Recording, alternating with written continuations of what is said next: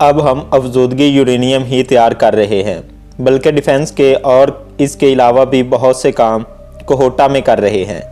کوہوٹا مکمل پاکستانی پروجیکٹ ہے جو صرف پاکستانیوں کے لیے بنایا ہے، اور پاکستانیوں میں یہ صلاحیت ہے کہ ایسے 100 پلانٹ مزید لگا سکتے ہیں، اور اس کے لیے ہم کسی کے بھی محتاج نہیں ہیں۔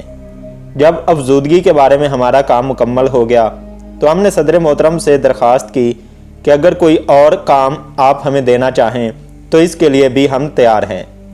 تب ہمیں شولڈر فائر میزائل کا کام دیا گیا، وہ ہم افواج پاکستان کو مہیا کر رہے ہیں۔ اس کے علاوہ ہم نے لیزر رینج فائنڈر بنا کر دیے ہیں، ملٹی بیرل راکٹ لانچر بنائے ہیں، اور آج کل اینٹی ٹینک میزائل بھی کام کر رہے ہیں۔ جب 1976 میں جناب بھٹو صاحب کی درخواست پر میں پاکستان میں ٹھہر کر کام کرنے پر راضی ہو گیا تو بھٹو صاحب، جناب ANG قاضی، جناب غلام اسحاق خان صاحب اور جناب آغا شاہی صاحب سے باقاعدہ ملاقاتیں ہونے لگیں۔ ماحول ہمیشہ اچھا، نہایت ہی دوستانہ اور بھلا ہوتا تھا۔ پہلی ہی میٹنگ میں چند منٹ بعد غلام خان اسحاق نے بھٹو صاحب کی جانب دیکھا اور پوچھنے لگے، سر اجازت ہے؟ اور دونوں انگلیاں اٹھا کر سگریٹ پینے کی اجازت چاہی۔ بھٹو صاحب مسکرا کر کہا، ہاں خان صاحب، ساتھ ہی خود بھی سگار نکال کر سلگا لیا کہ خان صاحب کو سکون سے سگریٹ نوشی کر سکیں۔ اس کے بعد میں نے ہمیشہ ان تینوں کو بھٹو صاحب سے لاتعداد ملاقاتیں کرتے دیکھیں، اور کبھی بھی یہ تاثر نہ پایا کہ ان میں کسی قسم کی ہچکچاہٹ یا تناؤ موجود ہو۔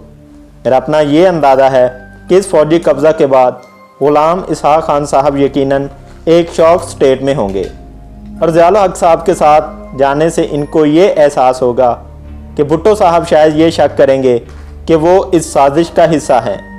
اپنے تجربہ اور سینیارٹی کی وجہ سے ضیاء الحق نے ان کو سب سے بہتر اور مناسب افسر سمجھا ہوگا اور ان کو ساتھ ملا لیا ہوگا۔ مارشل لا لگتے ہی باقاعدگی سے جنرل ضیاء سے رابطہ ہونے لگا۔ ان کے ایک پرانے ساتھی لیفٹیننٹ جنرل ضامن نقوی کو انہوں نے مشیر سیکرٹری لگا کر ایٹمی پروگرام کی حفاظت کی ذمہ داری سونپ دی تھی۔ جنرل ضیاء ہمیشہ جنرل ضامن کو کہتے تھے اور بہت عزت کرتے تھے۔ جنرل نقوی بے حد شریف انسان تھے، اور ہم دونوں اکثر رات کو جنرل ضیاء سے ملنے جایا کرتے تھے۔ مارشل لا کے بعد ہمارے بورڈ کی میٹنگ میں جناب قاضی صاحب کی بجائے جنرل عارف نے شرکت شروع کر دی تھی، اور وہ اس طرح جنرل ضیاء کو حالات سے مطلع کرتے رہتے تھے۔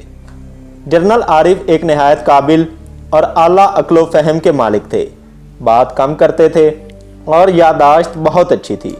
جنرل ضیاء کی کامیابی کی وجہ جنرل عارف کی کارکردگی تھی۔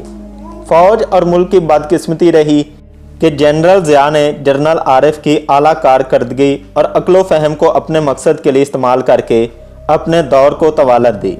جنرل عارف کو اگر بڑی ذمہ داری دی جاتی تو یقیناً وہ اس کو نہایت خوش اسلوبی سے ادا کر کے نام پیدا کر جاتے۔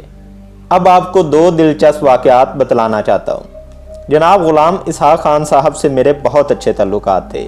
میں ان کی عزت اپنے والد کی طرح کیا کرتا تھا، اور مجھے ہمیشہ یہ احساس رہا کہ وہ بھی مجھے بیٹے کی طرح سمجھتے تھے۔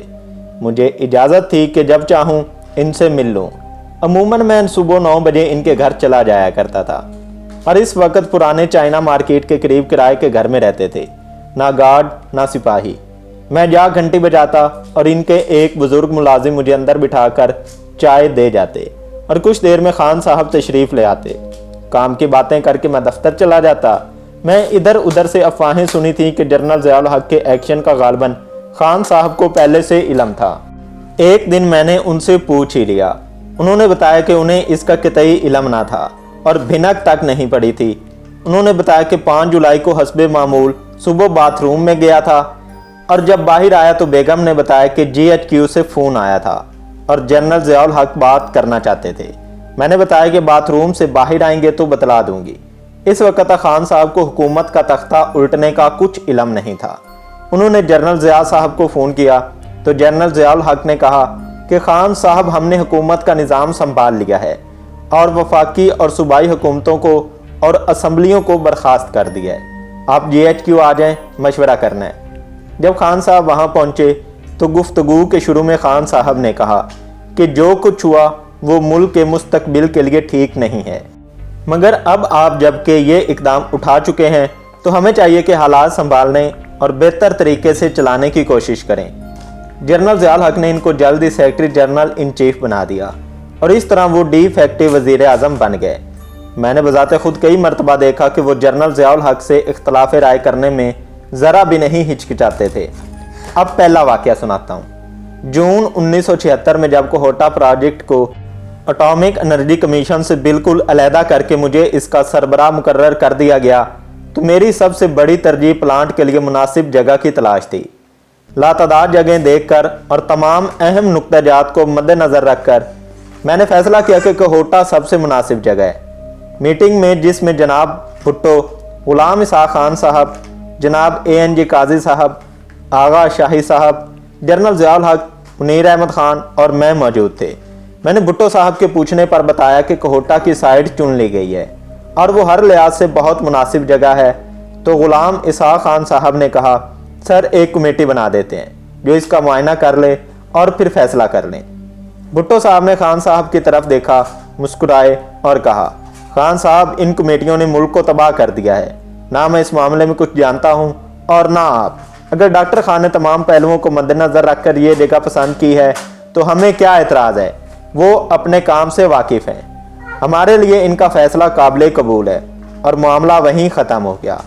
भुट्टो साहब ने पूछा कि क्या मैं कुछ और कहना चाहता हूँ, तो मैंने अर्ज़ की कि मुझे फ़ौज की इंजीनियरिंग कोर की एक टीम दे दी जाए। भुट्टो साहब ने तज्जुब से पूछा, वो किस लिए? मैंने अर्ज़ की कि प्लांट की तामीर का काम बहुत बड़ा होगा।